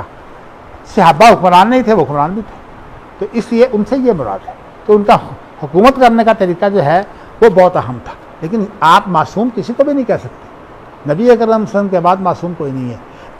تو اب میں نے آپ کو پہلے یہ چیز بتائی ہے کہ اجتہاد جو ہے وہ نبی کے علاوہ کسی کا اجتہاد معصوم نہیں ہوتا. دوسری اجتہاد کے اندر وہ جامعیت نہیں ہوتی وہ گہرائی نہیں ہوتی جو نبوت میں ہے. اس لیے کہ نبی کا جو کام ہے اس کے ساتھ تو وحی کی مدد ہوتی ہے. پھر اللہ تعالیٰ نے اسے ملکہ نبوت دیا ہوتا ہے. دوبارہ ان کو ذرا کہیں یہ بھی کھڑے ہو جائیں. تو اللہ نے ان کو ملکہ نبوت بھی دیا ہوتا ہے. تو اس ملکہ نبوت کے ساتھ جو وہ کام کرتے ہیں اس سے ویسے اگرچہ علماء کی ایک بات ہے کہ نبی کے اجتہاد سے اختلاف ہو سکتا ہے کہ نہیں. ان کے زمانہ میں تو خیر ہو سکتا ہے لیکن ان کے بعد جو ہے وہ نبی کا اجتہاد جو ہے وہ سنت کا حصہ ہے. اسے الگ سے اجتہاد نہیں کہتے. تو میں نے آپ کو موٹی موٹی چیزیں یہ بتائی ہیں. اب جو مسئلہ ہے وہ یہ پیدا ہوا ہے کہ سب سے پہلے اہل حدیث کا نام جو ہے وہ کب استعمال ہوا ہے. اصل میں ہوا یہ ہے کہ اجتہاد ایک انداز کا نام ہے. میں یہ دوبارہ واضح کر دوں کہ جو فقہ ہوتی ہے نا وہ اجتہاد کا حاصل ہوتی ہے اور بہت دفعہ وہ اجتہاد کی بجائے اور چیزوں کا مسلط کا اور ایسی چیزیں جو شریعت میں اس طرح نہیں ہیں ان کا حاصل ہوتا ہے. تو اس لیے کسی بھی غیر نبی کا اجتہاد جو ہے نا اس سے آپ حجت نہیں پکڑ سکتے. ہاں آپ کی تائید اگر اس میں ہو تو آپ ان کا حوالہ دے کر تائید حاصل کر سکتے ہیں. جیسے امام بخاری اپنی کتاب کے اندر جگہ جگہ جو ہے وہ جو صحابہ ہے تابعین ہیں بڑے بڑے ائمہ فقہا ہیں ان کا بار بار حوالہ دیتے ہیں. اور خاص طور پر میں ابراہیم نخعی کا جو امام بخاری کا حوالہ پڑھتا ہوں تو مجھے خود تعجب ہوتا ہے کہ ابراہیم نخعی تو اہل الرائے میں سے ہیں اہل الرائے کے امام ہیں لیکن امام بخاری ان سے بڑی عقیدت رکھتے ہیں اس لیے کہ محدث بھی تھے اور فقیہ بھی تھے. کہنے کا مقصد یہ ہے کہ یہ پہلا مسئلہ پیدا ہوا ہے اجتہاد کے اختلاف کا. آپ کو یہ پتہ ہے کہ عام جو صحابہ نا ان کے ہاں جب کسی اللہ کے رسول کی بات کا یا قرآن کی بات کا اطلاق ہوتا ہے نا تو اس وقت جو ہے وہ پھر اس اطلاق کو صحیح کرنے کی کوشش کرتے ہیں کہ ہمارا اطلاق صحیح ہے. یعنی ظاہر ہے کہ جب مسئلہ پیش آتا ہے تو اس وقت تو ہمیں اس مسئلے کے مطابق کا اطلاق ہونے کے ساتھ ساتھ جو نصوص کا حاصل ہے وہ ہے فقہ. اب ہوا یہ ہے کہ جو ائمہ کبار کی فقہ ہے صحابہ کی فقہ ہو یا یہ ہے کہ تابعین کی فقہ ہو اور خاص طور پر جو تابعین میں بڑے بڑے جو ہیں وہ ماہر لوگ ہیں جیسے ابراہیم نخعی. تو اصل میں بات یہ پیدا ہوئی کہ سعید بن مسیب جو تھے بعد میں ان کا آپس میں جو ہے وہ اختلاف ہوا نا سعید بن مسیب کو تو مانا جاتا ہے اہل الحدیث کا امام، اور ابراہیم نخعی کو مانا جاتا ہے اہل الرائے کا امام۔ تو اہل الرائے اور اہل حدیث کا پہلا فرق یہ ہے کہ اہل حدیث اجتہاد میں صرف نصوص کا اطلاق کرتے ہیں، اور جو اہل الرائے ہیں وہ نصوص کے علاوہ جو اجتہاد کا حاصل ہوتا ہے فقہ، اس فقہ کی بھی کوشش کرتے ہیں پابندی کی۔ اگرچہ وہ آگے جب بڑھا ہے تو میں نے آپ کو یہ بتایا تھا کہ فقہ حنفی پہلے متعین ہوئی ہے، اور اس کے بعد جو ہے وہ ان کے فقہ حنفی کو کتاب و سنت کے مطابق ثابت کرنے کے لیے جو ہے وہ اصول بنائے گئے ہیں۔ تو اس لیے میں تو انہیں اصول فقہ کہتا نہیں ہوں، اصول تقلید کہتا ہوں۔ لیکن ابراہیم نخعی وغیرہ کا تو دور نہیں تھا ایسا، جب امام ابو حنیفہ تو ان کے شاگرد ہیں، حماد بن ابی سلیمان۔ تو ابراہیم نخعی جو ہیں، لیکن ان کا انداز یہ تھا کہ جو اجتہاد کا حاصل فقہ ہے اس کو بھی وہ اتنی اہمیت دیتے ہیں کہ جب مزید اجتہاد کرتے ہیں تو اس فقہ سے بھی مزید مسائل نکالتے ہیں۔ تو اس لیے ان کو شاہ ولی اللہ نے اپنی کتاب میں اہل الرائے کے لیے اہل تخریج کا لفظ استعمال کیا ہے۔ اہل تخریج کا معنی یہ ہے کہ وہ صرف اطلاق کو اجتہاد نہیں کہتے، بلکہ اجتہاد میں سے جو مزید مسئلے نکالے جاتے ہیں وہ ان کو بھی جو ہے وہ بڑی اہمیت دیتے ہیں۔ تو اس لیے ایک تو ان کا نقطہ اختلافی یہ ہے اہل حدیث کا اور اہل الرائے کا۔ دوسرا نقطہ اختلافی ان کا یہ ہے کہ چلیے بیٹھ جائیں۔ دوسرا نقطہ ان کا یہ ہے کہ فقہ اہل حدیث، اب یہ دو مکتب فکر بن گئے نا، ایک اہل حدیث کا مکتب فکر اور ایک اہل الرائے کا مکتب فکر۔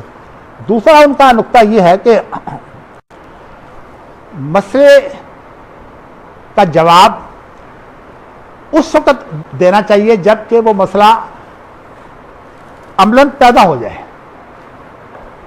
ایک مسئلہ جو ہے فرض کر کے اس کا جواب دینا جو ہے یہ ٹھیک نہیں ہے، اس لیے کہ جب مسئلہ پیدا ہوتا ہے تو اس کے ساتھ بہت سے سابقے اور لاحقے جو ہیں وہ شامل ہوتے ہیں۔ سابقہ سے مراد پہلے سے لگی ہوئی چیزیں، اور لاحقے جو بعد میں لگتی ہیں یہ ان کے ساتھ جو ہیں وہ لگے ہوتے ہیں۔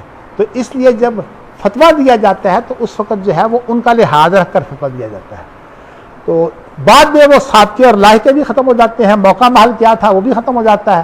تو پھر اس کے بعد جو ہے وہ اس میں سے حل نکالنا۔ تو شاہ ولی اللہ نے جو ہے وہ جب اہل حدیث اور اہل الرائے کا تقابل کیا ہے تو انہوں نے اہل الرائے کو کہا ہے یہ اہل تخریج ہیں، اور اہل حدیث کو کہا ہے یہ اہل حدیث ہے۔ لیکن وہ جو میں آپ کے سامنے بات کر رہا ہوں نا، یہ بہت کم لوگوں نے اس طرح کی ہے کہ اجتہاد کا اصل میں بنیادی فرق ہے۔ تو پہلا یہ ہے کہ مفروضے پر اجتہاد نہیں ہو سکتا، یہ اہل حدیث کا امتیازی نقطہ نظر ہے۔ اس کے بعد پھر جو ہے میں نے ویسے 8-10 اس کے فرق بیان کیے ہیں، لیکن میں انشاءاللہ آپ کے سامنے وہ لے آؤں گا۔ میں نے اصل میں چھوڑ دیے تھے بعد میں، اس لیے کہ میں امام بخاری تک جو ہے وہ رہنا چاہتا تھا۔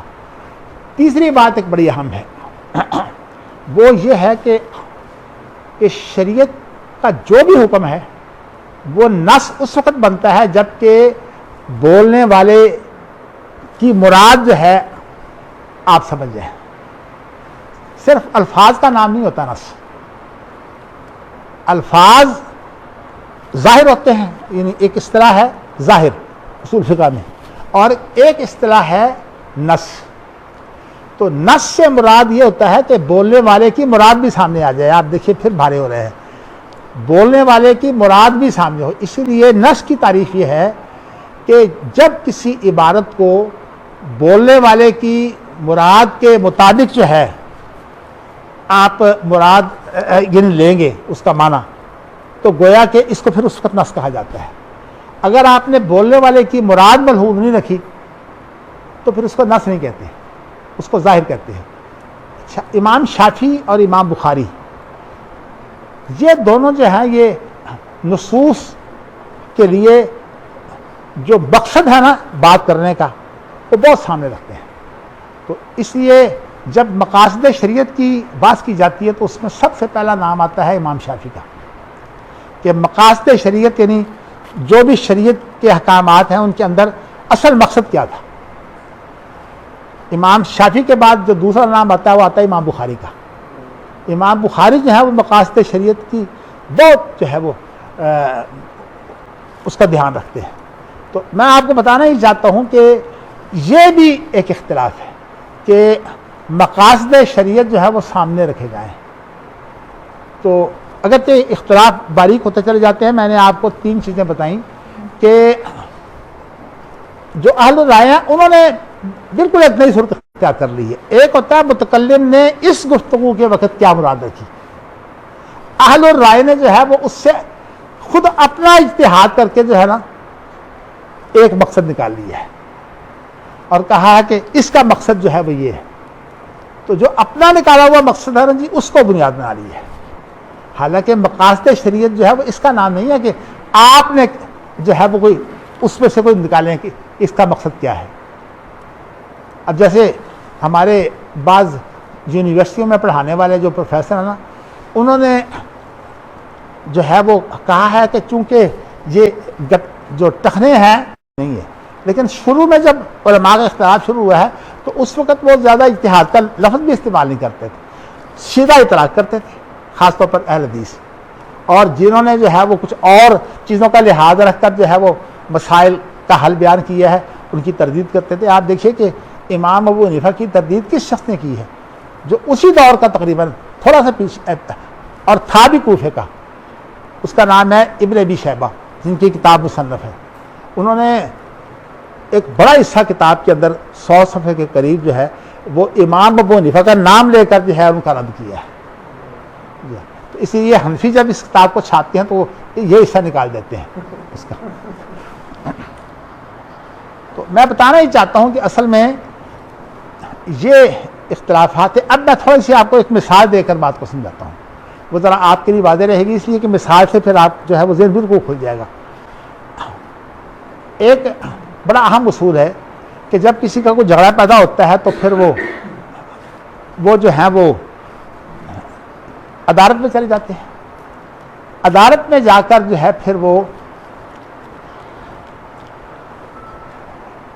ایسا ہوتا ہے کہ جو گواہان پیش کیے جاتے ہیں، مثال کے طور پر میں ایک بات کرتا ہوں، ایک شخص جو ہے وہ عدالت میں گیا، مسئلہ عام طور پر یہ نکاح طلاق کے مسئلے بہت نازک ہوتے ہیں، تو نکاح طلاق کا مسئلہ تھا، تو عدالت میں گیا تو اس نے عدالت میں پھر خود بھی بیان دیا اور جو گواہان پیش کیے وہ اپنی حمایت میں پیش کیے۔ اب اس طرح سے 2 صورتیں ہیں۔ ایک صورت تو یہ ہے کہ ایک عورت کے بارے میں وہ ثابت کرنا چاہتا ہے کہ میرا اس کے ساتھ نکاح ہے، اور خود بھی وہ اس نے عدالت میں بیان دیا ہے، اور بیانات کی روح سے اس طرح اس نے انداز اختیار کیا ہے مہارت کا کہ جو جج ہے اسے یہی گمان ہوا ہے کہ یہ آدمی جو ہے اس کی بات کو مان لینی چاہیے، اس لیے کہ جج جو ہے وہ گواہی جو ہوتی ہے وہ فیصلے کا حصہ ہوتی ہے۔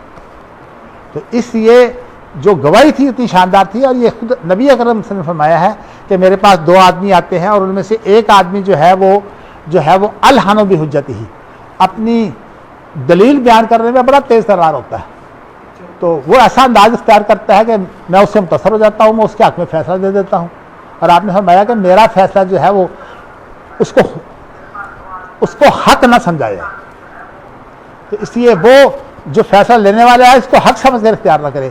اس پر ایک بڑا اہم جو قاعدہ ہے، قاعدہ فقہیہ، وہ یہ نکلا ہے کہ قاضی کا قیاس جو ہے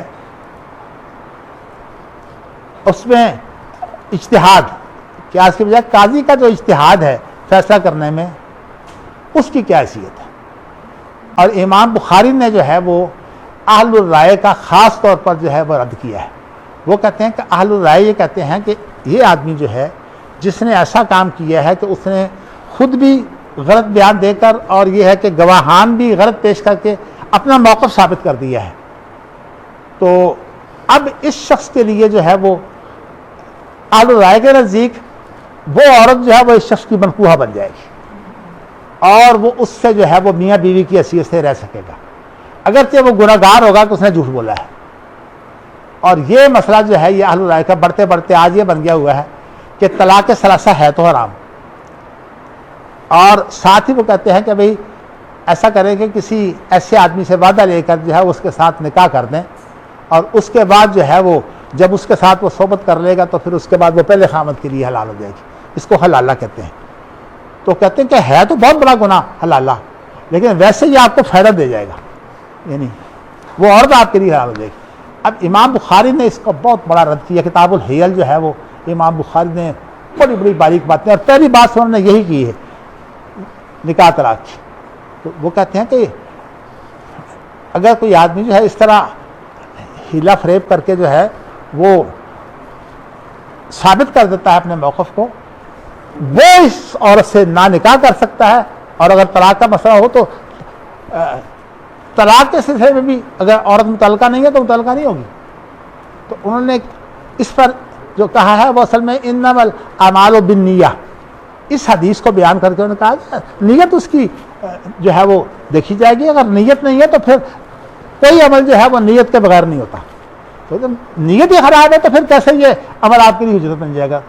تو میں آپ کو بتانا ہی چاہتا ہوں کہ خاص طور پر امام شافعی اور امام بخاری یہ اجتہاد کے بارے میں جو ہے وہ اسی اطلاع کے قائل ہیں جو عام طور پر صحابہ میں پایا جاتا تھا، اور تابعین میں سعید بن مسیب وغیرہ، امام مالک وغیرہ جو ہے نا ان کا موقف۔ اس لیے یہ اہل حدیث جو ہے ان کا مسئلے میں تو اختلاف ہے، یعنی اجتہاد کا جو حاصل فقہ ہے اس میں تو اختلاف ہے، لیکن ان کا اختلاف جو ہے نا وہ طریقہ کار میں نہیں ہے۔ ہاں طریقہ کار میں وسعت آ جاتی ہے، لیکن طریقہ کار میں جو ہے وہ اس طرح اختلاف نہیں ہے۔ تو جو اہل الرائے ہے وہ اصل میں وہ لوگ شمار ہوتے ہیں جو نصوص کو جو ہے وہ سامنے رکھ لیتے ہیں، اور اس کے بعض ایسی چیزیں ہوتی ہیں جو اجتہادی ہوتی ہیں، اجتہاد پر پھر آگے اجتہاد کرتے ہیں، تو وہ اہل تخریج کراتے ہیں۔ تو اس لیے حنفیوں کے فتوے آپ دیکھیے کہ ان کے فتوے ہمیشہ کیسے ہوں گے، آپ مشہور جو مدارس ہیں ان کے فتوے دیکھیے، وہ قرآن کی آیت پیش تو کریں گے لیکن اس کے بعد سارا فلاں فتوے کا حوالہ، فلاں فتوے کا حوالہ، فلاں فتوے کا حوالہ۔ اور ہمارے اہل حدیثوں میں بھی یہ بات اب شروع ہو گئی ہے، وہ یہ ہے کہ جب کوئی بات پیش کرتے ہیں حوالہ دینے میں غلطی تو کوئی نہیں ہے، لیکن وہ جذباتی بننے کے لیے فلاں جو ہمارا بڑا ہے اس کا یہ فتویٰ ہے، فلاں کا یہ فتویٰ ہے، اس طرح کی باتیں کرتے ہیں۔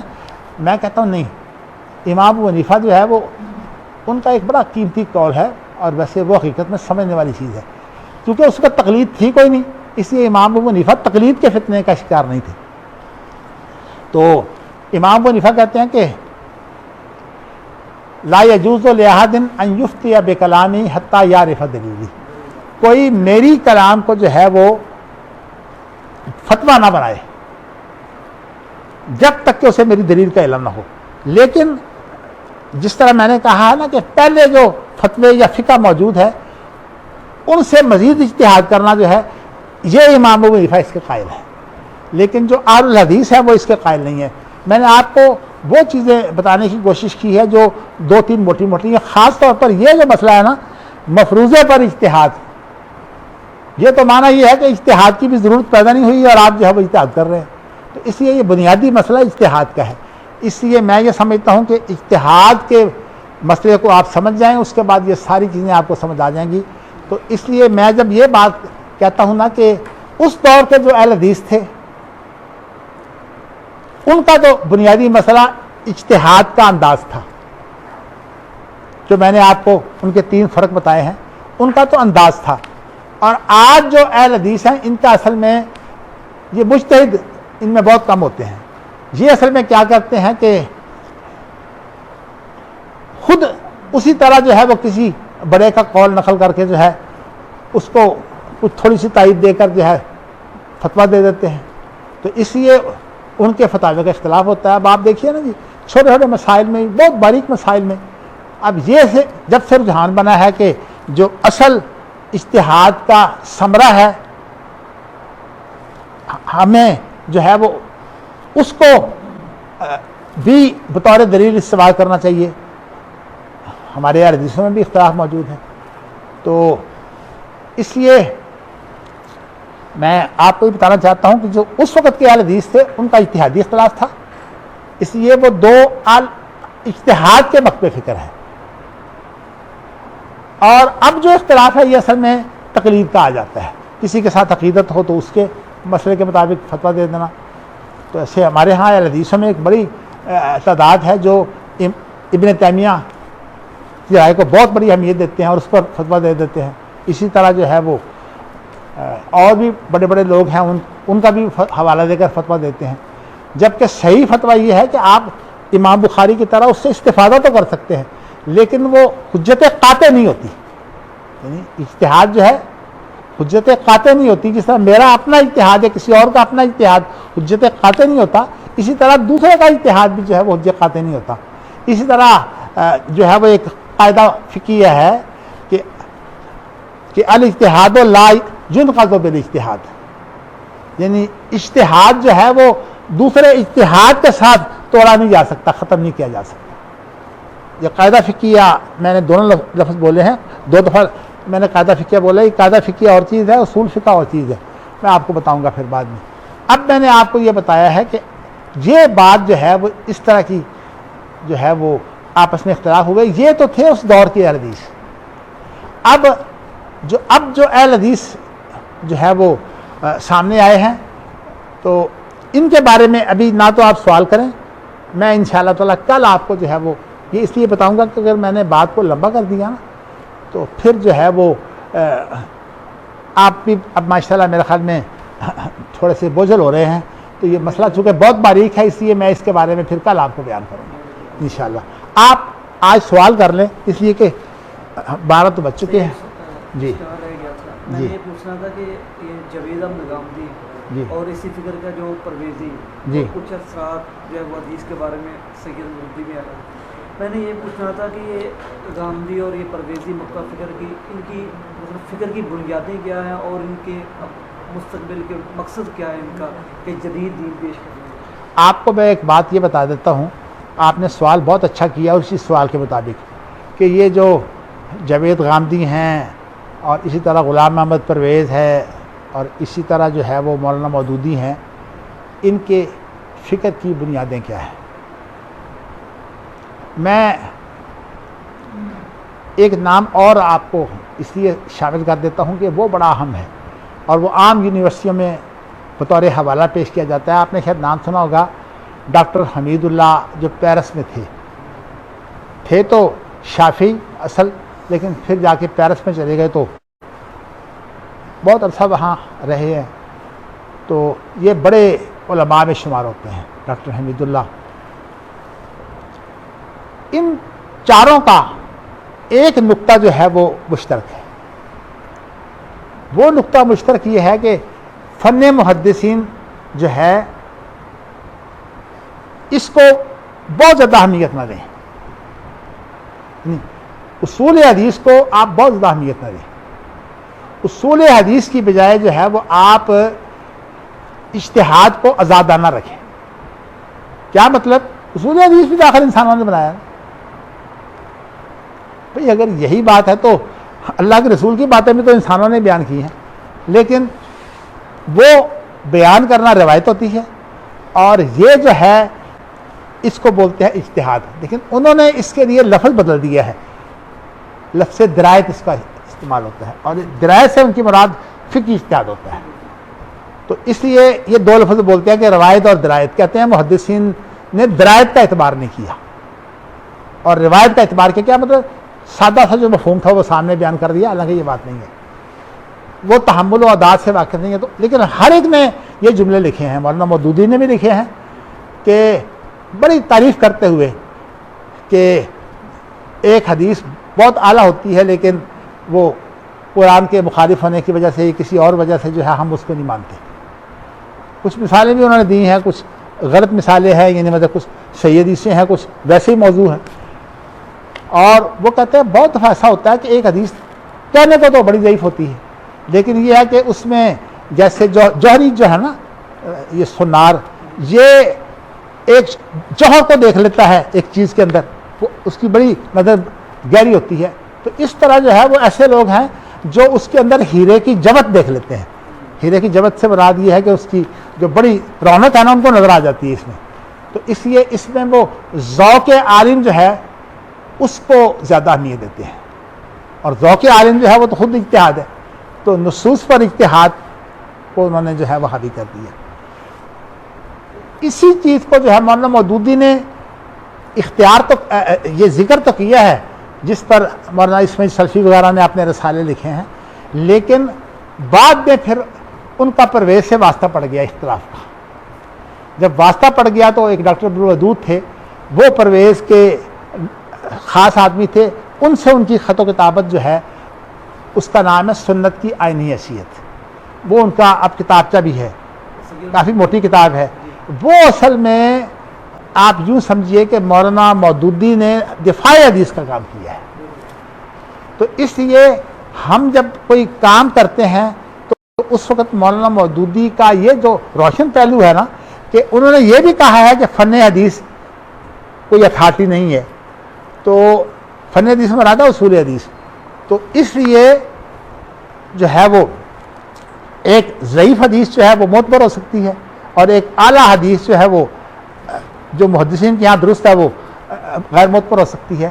تو انہوں نے فن حدیث کو چھوڑ دیا ہے۔ تو اس اعتبار سے مولانا مودودی کو بھی جن لوگوں نے اس نظر سے دیکھا، انہوں نے مولانا مودودی پر تنقید کی ہے، لیکن جنہوں نے یہ دیکھا ہے کہ جدید طبقہ میں مولانا مودودی کی جو ہے وہ دفاع حدیث پہ کتنا بڑا کام ہے، انہوں نے پھر مولانا مودودی کے ساتھ بھی عقیدت اختیار کی ہے۔ لیکن یہ میں نے آپ کو باریکی بتائی، یہی چیز جو ہے پرویز میں پائی جاتی ہے، لیکن پرویز کا نقطہ نظر مولانا مودودی سے مختلف ہے۔ وہ اصل میں جو اصول حدیث ہے اس کو بالکل ہی فضول قرار دیتا ہے۔ وہ کہتا ہے کہ اصل بات یہ ہے کہ اللہ کے رسول نے جتنے بھی مسائل بتائے ہیں وہ سب کے سب آپ نے بطور حکمران بتائے ہیں، تو اس لیے جو سنت ہے وہ اصل میں آپ کی حکمرانی کی تعبیر ہے، اور آپ نے کچھ باتیں جو کہی ہیں وہ آپ نے وہی سے کہی ہیں، وہ تو قرآن مجید ہے، اور اس کے علاوہ جو آپ نے کام کہے ہیں وہ سارے آپ کے حاکم ہونے کی حیثیت سے ہیں۔ گویا کہ اس نے اللہ کے رسول کی جو زندگی ہے اس کو ایک تاریخی چیز قرار دیا ہے کہ وہ تاریخی طور پر حکومت تھی، وہ وہی نہیں تھی۔ یہ بڑا بنیادی اختلاف ہے۔ اچھا، اب جو ہے وہ آیا جاوید غامدی، میں پرویز کی بات ذرا مکمل کر دیتا ہوں۔ وہ کہتا ہے قرآن مجید میں شریعت نہیں ہے، قرآن مجید جو ہے اس میں فلسفہ شریعت ہے، جو مقاصد ہی کی ایک بہت اور تشریح ہے، مقاصد شریعت کی۔ وہ مقصد خود متعین کرتا ہے، یہ ویسے جرا مقصد متعین کرتا ہے، کہتا ہے آپ نے اس مقصد کو پورا کر لیا۔ جیسے اب اس نے کہا نا کہ آپ دیکھیں ان دنوں بڑا یہ جو قربانی کا گوشت ہے وہ مکہ مکرمہ میں ضائع ہوتا تھا، تو اس نے کہا کہ قربانی دینا کوئی ضروری نہیں ہے، آپ جو نیت کر کے نا تو یہی وہ پیسے کسی غریب کو دے دیا کریں، آپ کی قربانی ہو جائے گی۔ تو اس طرح کے مسائل میں نے ایک آدھی مثال آپ کو دی ہے۔ اس کے بعد آیا غامدی، تو غامدی نے جو ہے وہ سہارا تو لیا اس نے مولانا امین حسن اسرائی سے۔ تو مولانا امین حسن اسرائی کے متعلق میں نے آپ کو بتایا ہے کہ مولانا امین حسن اسرائی اور مولانا ثناء اللہ صاحب کا یہ مشترکہ موقف ہے کہ اصل جو حجت ہے وہ جو جاہلیت کی زبان ہے نا وہ اصل حجت ہے قرآن کی تفسیر میں۔ تو مولانا امین حسن اسرائی بھی اسی موقف کے قائل ہیں، اور مولانا ثناء اللہ صاحب بھی اسی موقف کے قائل ہیں۔ اگر آپ نے دیکھنا ہو تو مولانا صفی الرحمان کا جو مقدمہ ہے نا ان کے تفسیر پر، تفسیر القرآن بالقرآن جو ہے وہ، یہ مولانا ثناء اللہ صاحب کی تفسیر عربی زبان میں، اس کا مقدمہ جو ہے اس کو انہوں نے یہی موقف پیش کیا ہے کہ مولانا ثناء اللہ صاحب کا موقف یہ ہے، یعنی لغت جاہلیت کی اہمیت کیا ہے۔ تو اس نے جو ہے وہ ایک تو لغت جاہلیت کو جو ہے وہ بدار بنایا ہے، اور پرویز نے بھی ویسے یہی کام پرویز نے بھی کیا ہے، لیکن مولانا مودودی جو ہے ان کا رویہ جو ہے وہ کچھ اور ہے، اگرچہ لکھا انہوں نے یہی ہے کہ اصول حدیث معتبر نہیں ہے، لیکن وہ اس میں اتنے الجھے ہوئے نہیں ہیں، بلکہ عام طور پر انہوں نے یہ کوشش کی ہے بعد میں کہ جو اہل سنت کے مشہور مسائل ہیں ان کے قریب قریب رہیں۔ لیکن یہ پرویز اور غامدی جو ہیں ان دونوں کا ایک مشترکہ جو ہے وہ مسئلہ یہ ہے کہ لغت جاہلیت کی برتری ہے، اور مولانا امین حسن سعید نے اصل میں یہ بنایا تھا کہ قرآن مجید کے سمجھنے کے اندرونی نقطے، یعنی اندرونی اصول جو ہے انہوں نے یہ بنائے ہیں کہ آپ قرآن کو سمجھنے کے لیے ایک تو اس کو رکھیں کہ زبان کو، یہ قرآن کے سمجھنے کا اصولی نقطہ ہے کہ زبان کو آپ سامنے رکھیں، اور دوسرا انہوں نے یہ کہا ہے مولانا امین حسن سعید نے کہ قرآن مجید کی ترتیب جو ہے جس طرح وہ اب ہے، صورتوں کی ترتیب ہو یا آیتوں کی ترتیب ہو، یہ اصل حجت یہ ہے، یہ داخلی اس کا اصول ہے۔ تو اب انہوں نے کچھ داخلی اصول بنائے ہیں، کچھ خارجی اصول بنائے ہیں۔ کہتے ہیں خارجی اصول جو ہیں وہ اسرائیلیات ہیں، اور اسرائیلیات کے علاوہ جو ہے جو خارجی اصول ہیں ان کے اندر جو ہے وہ حدیث شامل ہے۔ حدیث جو ہے یہ بھی خارجی اصول ہے، یعنی خبر روایت کے بارے میں وہ کہتے ہیں کہ یہ خارجی اصول ہے، داخلی نہیں ہے۔ تو وہ کہتے ہیں جو داخلی اصول ہیں وہ تو ہمارے لیے اصل اہمیت رکھتے ہیں، یہ جو خارجی اصول ہیں ان سے آپ استفادہ کر سکتے ہیں لیکن آپ اس کے پابند نہیں ہیں۔ خیر اتنی باتیں تو انہوں نے لکھی تھیں، لیکن اس کے بعد اب جاوید غامدی کو یہ موقع مل گیا، اب مولانا امین حسن سعید کے نام پر اس نے اس کا حوا بنا کر کچھ کھڑا کر دیا۔ اس نے جو ہے وہ جدید دنیا کو سامنے رکھا اور ان کو خوش کرنے کے لیے جو ہے حتیٰ کہ بڑے بڑے نازک مسائل میں وہ جو ہے کود گیا، حتیٰ کہ اس کی جان کو بھی خطرہ پیدا ہو گیا۔ اس نے کہہ دیا جی یہ کشمیری جو ہے یہ بھی دہشت گرد ہیں، اور جو فلسطینی ہے وہ بھی دہشت گرد ہیں، یہ اصل میں جو بیت المقدس ہے یہ یہودیوں کا حق ہے، جس طرح کہ مسلمانوں کا بیت اللہ کے اوپر حق ہے، تو یہ یہودیوں کا حق ہے، تو مسلمان خام خواہ ظلم کر رہے ہیں، دہشت گردی کر کے جو ہے وہ یہودیوں کو نکال رہے ہیں۔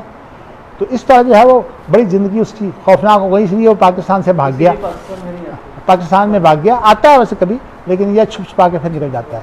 تو کہنے کا مقصد اصل میں یہ ہے کہ لیکن اس نے جو ہے وہ پرویز کو سامنے رکھ کر اپنے موقف کو واضح کیا، اس لیے کہ سوال و جواب اس کا تو جو درس ہے وہ اس کا بیشتر حصہ سوال و جواب پر مشتمل ہوتا ہے۔ اس نے خود سوال یہ کیا ہے کہ پرویز کا اور میرا فرق کیا ہے،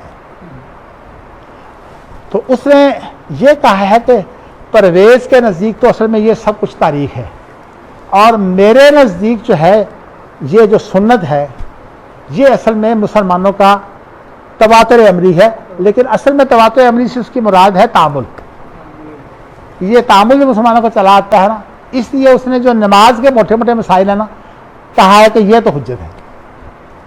پرویز جو ہے وہ نماز کو بھی صحیح معنوں میں حجت نہیں مانتا، تو اس نے کہا ہے کہ نماز کے جو موٹے موٹے مسائل ہیں نا وہ حجت ہیں، جو باریک مسائل ہیں اختلافی وہ حجت نہیں ہے۔ تو اس لیے اس نے ایک کام تو یہ کیا ہے۔ تو کہنے کا میرا مقصد یہ ہے کہ اور آگے بڑھا تو اس نے ایک بات یہ بیان کی ہے کہ اصل میں جو سنت ہے یہ اللہ کے رسول کی سنت ہے ہی نہیں، یہ اصل میں سنت چلی آتی تھی ابراہیم سے، تو جو قرآن مجید میں ہے نا وَاتَّبِعْ مِلَّةَ ابراہیم حنیفا، تو اصل میں اللہ کے رسول نے جو ہے وہ جو حضرت ابراہیم کی سنت تھی اس کی پیروی کی ہے۔ کہتے ہیں تمام انبیاء بعد میں یہود و نصارہ کے جو انبیاء ہیں مثلا حضرت موسیٰ اور عیسیٰ وہ بھی جو ہے وہ حضرت ابراہیمی سنت کے پابند ہیں، تو اس لیے اس نے ملت کا ترجمہ کر لیا سنت۔ میں انشاءاللہ یہ بھی کل بتاؤں گا، آپ مجھے یاد کروانا کہ ملت کا اور سنت کا فرق کیا ہے۔ تو اس لیے یہ ساری صورتحال پیدا ہوئی ہے۔ اب چونکہ وہ شخص ابھی زندہ ہے اور ابھی نئے سے نئے فتنے وہ پیدا کرتا چلا جا رہا ہے، لیکن میں نے اس کی بنیاد بتا دی ہے۔ ڈاکٹر حمید اللہ کو میں نے کیوں شامل کیا ہے؟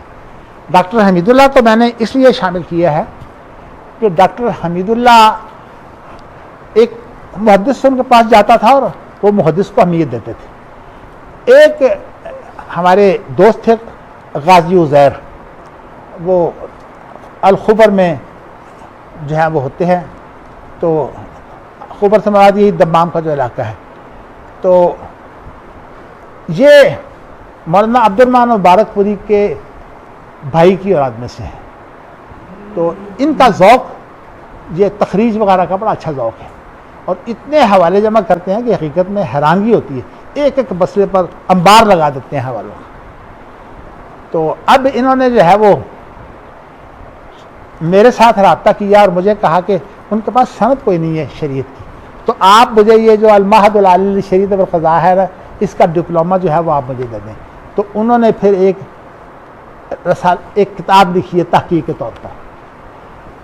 چونکہ مجھے ٹائم نہ ملا اور یہ لیٹ سے لیٹ ہوتا چلا گیا، تو میں چاہتا تھا کہ باقاعدہ جس طرح کی یونیورسٹیوں کا مناقشہ ہوتا ہے اس طرح ان کا مناقشہ ہو، اور میں نے ڈاکٹر فضل اللہ سے کہا کہ ڈاکٹر فضل اللہ جو ہے وہ میرے شاگرد ہیں وہ بھی، تو میں نے انہیں کہا کہ میں چاہتا ہوں کہ سعودی عرب میں ان کا مناقشہ کر لوں، کیونکہ وہ بھی سعودی عرب میں ہیں، ڈاکٹر فضل اللہ بھی اس وقت ریاض میں تھے، لیکن یہ ہے کہ وہ معاملات صحیح طے نہ پا سکا، تو پھر انہوں نے کتاب جو ہے وہ خود چھاپ لی، وہ ہندوستان میں چھپ گئی ہوئی ہے جو ہے وہ اسی طرح اس کتاب کا ہاں جی فتنہ انکار حدیث کا نیا روپ، اصل میں یہ وہی لفظ ہے جو ہم نے یہاں اپنے بورڈوں پر لگایا تھا، فتنہ انکار حدیث کا نیا روپ۔ آپ ماشاء اللہ انہوں نے بھی چھاپ دی ہے۔ تو میں آپ کو بتانا ہی چاہتا ہوں کہ ان کا ایک مضمون تھا اطلبوا العلم ولو بالسین، اس کے بارے میں کہ یہ حدیث موضوع ہے۔ اب ڈاکٹر حمید اللہ نے کیا کام کیا کہ جب یہ محدث میں چھپ کر ان کے پاس گیا تو انہوں نے پھر اس کا جواب لکھا اور کہا کہ اصل میں محدثین کا جو فن ہے، اب دیکھیے بڑی حیرانگی کی بات ہے، محدثین کے فن کی روح سے یہ جو صحیح اور ضعیف ہے نا، یہ کوئی بہت بڑی اہمیت نہیں ہے اس کی، چونکہ وہ اصل میں کتاب تو انہوں نے ایک بہت بڑی اس کی تحقیق کر کے انہوں نے چھاپی ہے، لیکن اصل میں وہ آثار قدیمہ کے آدمی ہیں۔ تو صحیفہ حمام بن منبہ جو ہے، جو تابعی ہیں، ان کا صحیفہ انہوں نے جو ہے وہ شائع کیا ہے، جس میں زیادہ روایات ابو ہریرہ کی ہیں، ابو ہریرہ کے شاگرد ہیں، تو اس کی انہوں نے تحقیق کر کے اسے تحقیقی طور پر چھاپ دیا ہے، اور حدیث کی ایک بڑی اہم کتاب ہے جو چھپی ہے، اس لیے اہل حدیث بھی ان سے بڑی عقیدت رکھتے ہیں۔ لیکن اب چونکہ وہ رہے ہیں فرانس میں، اور انہوں نے بہت سی چیزیں ایسی لی ہیں جو حدیث ضعیف سے آتی ہیں۔ اب دیکھیے میں نے کہا علم اطلب العلم ولو بالسین، انہوں نے کہا کہ یہ حدیث جو ہے یہ صحیح ہے، یعنی مطلب یہ کہ اس کو ماننا چاہیے، اگرچہ یہ سند ضعیف کیوں نہ ہو، لیکن اس کے اندر لفظ تو انہوں نے بولا ہیرے کی جبت، لیکن وہی لفظ جو ہے وہ یہاں ہے کہ یہ حدیث صحیح ہے، اس لیے کہ یہ حدیث مشہور ہے۔ تو مشہور حدیث میں انشاءاللہ مشہور حدیث کی بات میں جو ہے جب آپ کو بتاؤں گا نا، کچھ اور چیزیں بھی آپ کو بتاؤں گا، تو انہوں نے اس کا رد کر کے محدث میں بھیجا، اور ان کا خیال یہ تھا کہ محدث خالی تحقیقی پرچہ ہے اس لیے یہ اس کو شامل کر دے گا، نہیں، بات یہ ہے کہ تحقیق کے نام پر ہم ہر گری پری چیز کو نہیں لاتے، محدث کم از کم اصول حدیث کا تو قائل ہے نا، اصول حدیث کے خلاف جو ہے کوئی کام اگر کیا جائے تو محدث جو ہے وہ اس کو شائع کرنے کا جو ہے وہ قائل نہیں ہے، تو اس لیے پھر میں نے وہ شائع نہیں کیا۔ حالانکہ ڈاکٹر حمید اللہ کا ان دنوں مضمون شائع کرنا، آج سے یہ 35-40 سال پہلے کی بات ہے، ان دنوں یہ ان کا مضمون شائع کرنا خود محدث کو بہت بڑا جو ہے وہ نام دیتا تھا۔ تو پھر انہوں نے یہ مضمون جو ہے وہ البلاغ تقی عثمانی صاحب کا جو پڑھتا ہے اس میں شائع کیا، تو میں نے اس میں بھی پڑھا، لیکن میں نے آپ کو بتایا کہ اس میں بھی بنیادی طور پر جو اصول حدیث ہے نا، اس کا جو تصحیح اور تضعیف ہے اس کو جو ہے وہ اہمیت نہیں دی گئی، تو اس لیے میں نے چاروں کو اکٹھا کر دیا ہے بس۔ اب